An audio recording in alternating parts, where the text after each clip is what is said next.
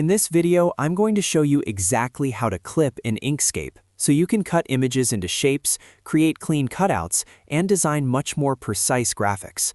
Clipping is one of the most useful features inside Inkscape because it lets you hide everything outside of a shape without permanently deleting the image. That means you can experiment, adjust your design, and always go back if you need to. If you work with logos, thumbnails, illustrations, or any type of vector design, learning how to clip objects will save you a lot of time.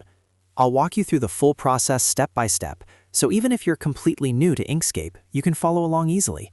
And if this tutorial helps you out, make sure to hit the like button and subscribe to the channel for more simple and practical software tutorials just like this. Alright, let's jump right into Inkscape and get started. The first thing you need to do before clipping anything is prepare the two objects that will be used in the clipping process. In Inkscape, clipping always requires two items on your canvas. The first item is the original image or object you want to cut. The second item is the path or shape that will act as the cutter. This could be a circle, rectangle, star, custom drawing, or any shape you create using the drawing tools in Inkscape. For example, you might import a photo and then draw a star shape on top of it because you want the image to appear only inside that star.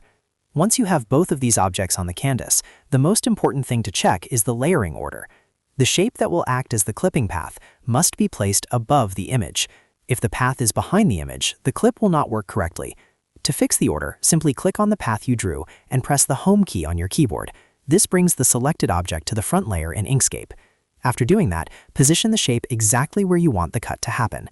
You can move it, resize it, or rotate it until it perfectly covers the area of the image you want to keep. Once everything is positioned correctly, the next step is selecting both items together.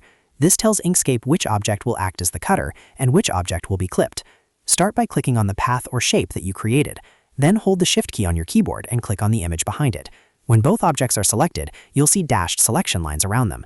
This means Inkscape is now ready to apply the clipping action, using the top object as the clipping path and the bottom object as the image being clipped.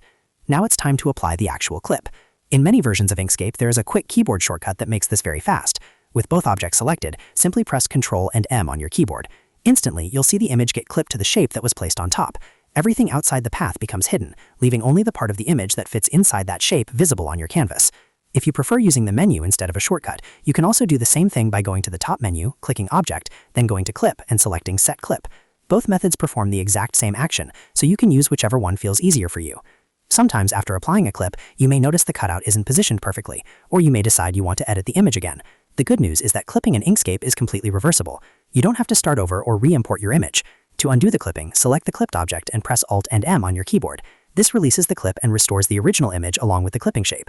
You can also do this from the menu by going to Object, then Clip, and choosing Release Clip. After releasing it, you can reposition the shape, adjust it, or even replace it with a different path before applying the clip again. And that's how to clip in Inkscape. As you can see, once you understand the basic steps, preparing the objects, selecting both items, applying the clip, and releasing it if needed, the process becomes very quick and easy. Clipping is incredibly useful for creating thumbnails, masking images into shapes, designing graphics, and cleaning up compositions without permanently altering your original files. If this video helped you learn something new, make sure to hit the like button and subscribe to the channel for more easy software tutorials. Thanks for watching, and I'll see you in the next video.